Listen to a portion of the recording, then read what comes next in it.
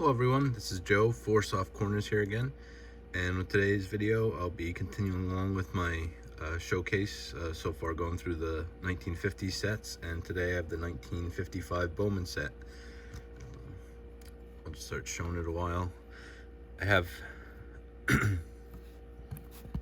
this is Warren Hacker. This is a 320 card set. I have, I believe, 31 cards from the set. And only one Hall of Famer, I'll save that for last. This is Frank Sullivan. So this set, overall, I feel like is a very divisive one. Most people either love it or hate it. I think I fall somewhere in the middle.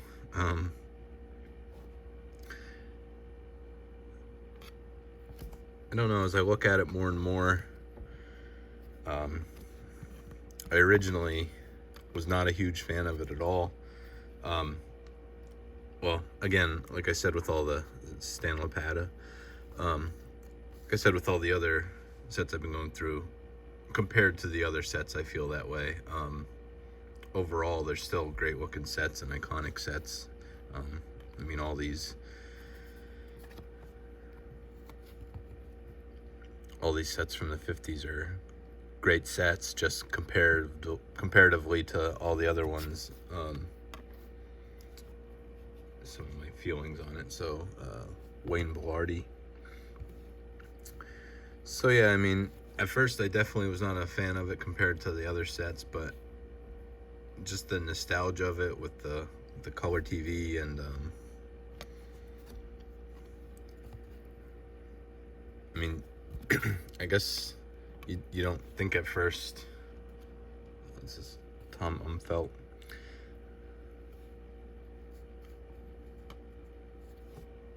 Like just having the color TV design here on the card. I mean, not everyone had TV, especially a color TV at that time. So I mean, it's definitely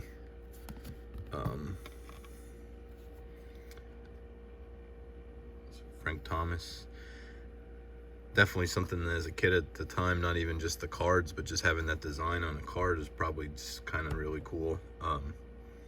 So just from the nostalgia aspect of that, it definitely has grown on me. Now going through year by year, Royce Lent, like I've been, when I did the 54 Bowman, I said that was probably my least favorite. Now I don't know if I'm going back and forth between that and this as my least favorite. And like I said, it's just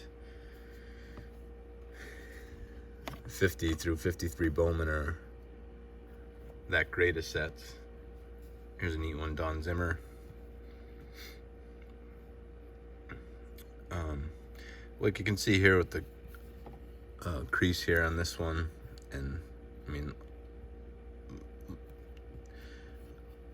most all these have round. I feel like this set was definitely pretty. Corners, I think, are always an issue, that always look pretty rounded, but overall, just with the design with the like wood grain borders, I feel like the cards present very well even in poor condition. But yeah, definitely the 54 and 55 are my least favorite of the 50 sets, but I mean, still great looking sets overall. Brooks Lawrence.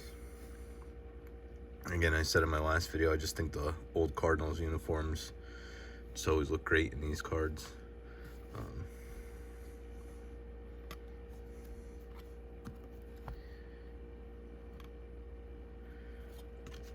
Lee Walls.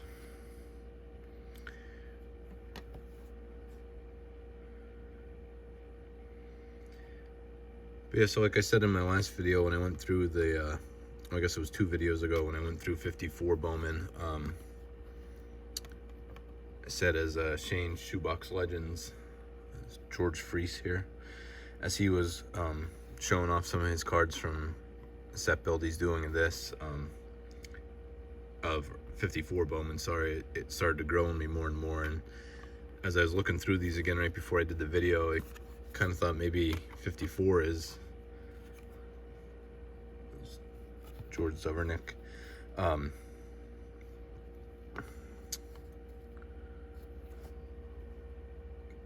Maybe it has a better appeal to me than this, but I don't know. As I was thinking about it, I mean, basically besides on the uniform, all the Bowman sets are devoid of logos, which I think takes away comparatively to the Topps cards. This is Bob Porterfield. So some of these, it's with this set especially, definitely seems a little bit hard sometimes to differentiate between the players. I mean, obviously, some of the more notable players you can tell right away by looking at. It's Del Rice, but for the ones you can't, I mean, it's just the last name and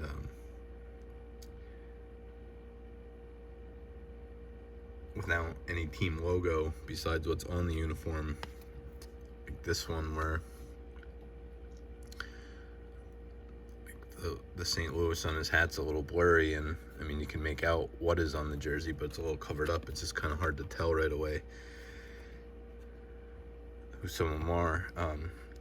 Again, like this one, this is Lou Kretlow, but just harder to pick out right away without logos being front and center.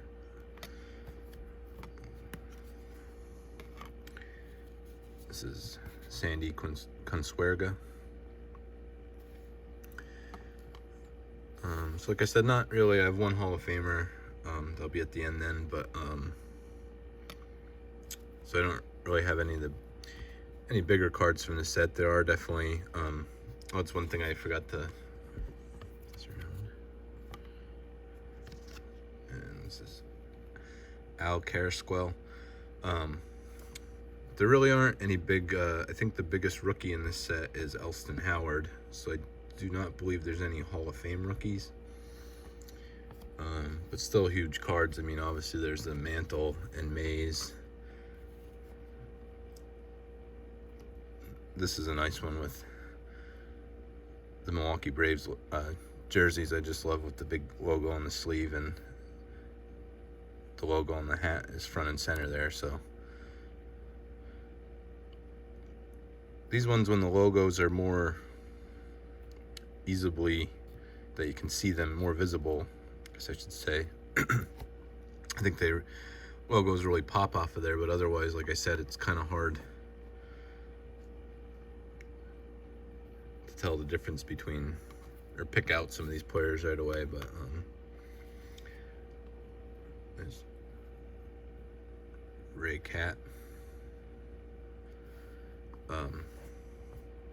So definitely like the Mantle and Mays, and second year Aaron and Banks and K-Line.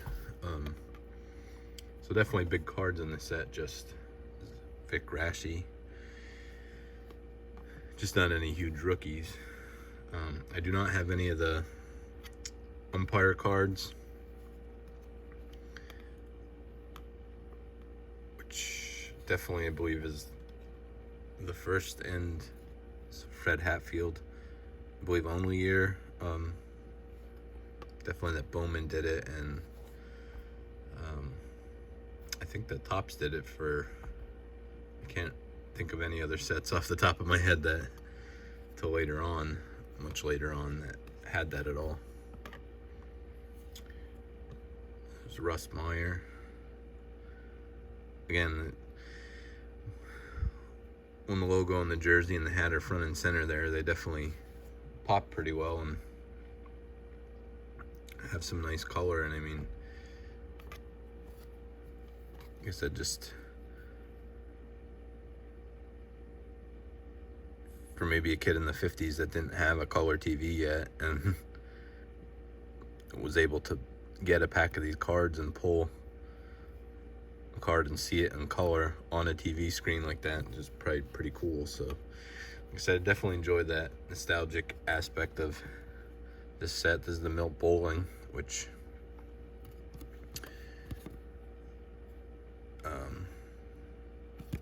is the last card in the 53 set, his rookie card in that set. So by far his most valuable card.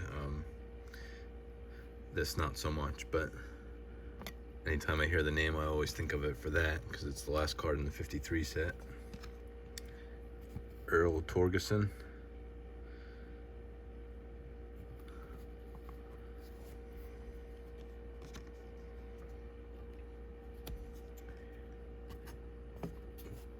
There's Jack Dittmer.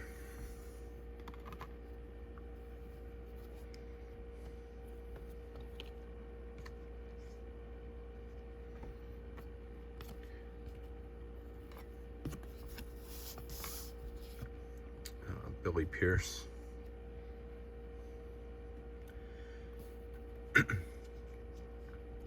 So anybody in the comments then will have to let me know what your thoughts are on this. Like I said, it's definitely of the 50s. It's Bob Cavazza here. Definitely in the 50s, I think probably the most love it or hate it type set.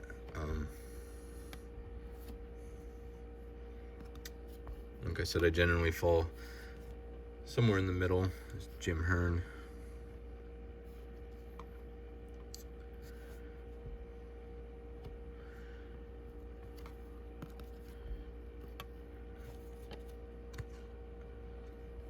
There's Hector Skinny Brown. I always like when this set has some nicknames in the middle there. Oh, that's one thing I'll show here. I didn't really show too much of the backs. Not my favorite. Like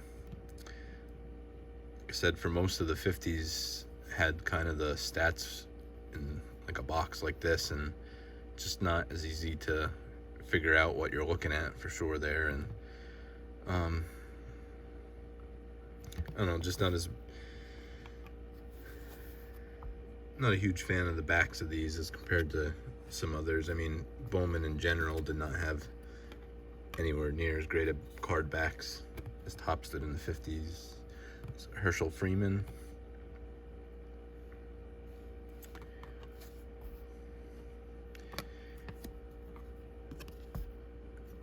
And the last card in the one Hall of Famer, and it's a Philly, is Richie Ashburn.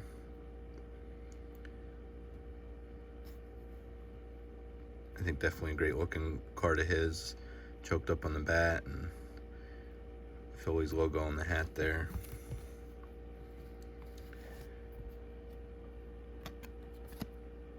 So yeah, that's it for, like I said, I have 31 cards of the set.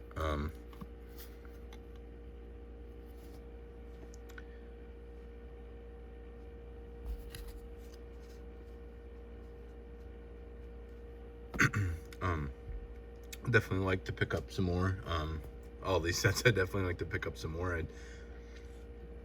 If I could get them find a lot of them at a really like a lot, as finding a bunch of them at one time for a decent price, but probably prioritize a lot of the other sets over this. But overall, still, any set from the 50s is a great looking set in my opinion. And